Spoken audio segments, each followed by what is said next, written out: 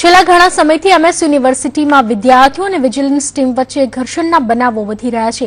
છેલ્લા એક સપ્તાહથી વિજિલન્સની ટીમે મોડી રાત્રે હોસ્ટેલમાં પ્રવેશતા વિદ્યાર્થીઓને ઉઠક બેઠક કરાવવાનું શરૂ કર્યું, જેના પગલે મંગળવારની મધરાતે વિદ્યાર્થીઓના ટોળા અને વિજિલન્સની ટીમ સામસામે આવી ગયા અને છૂટા હાથી મારામારી અને પથ્થરમારો પણ થયો।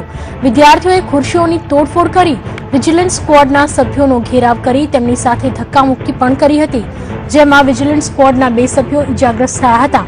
આ સમગ્ર મામલે એનએસયુઆઈના કાર્યકરો વીસીને આવેદનપત્ર આપવા માટે પહોંચ્યા હતા।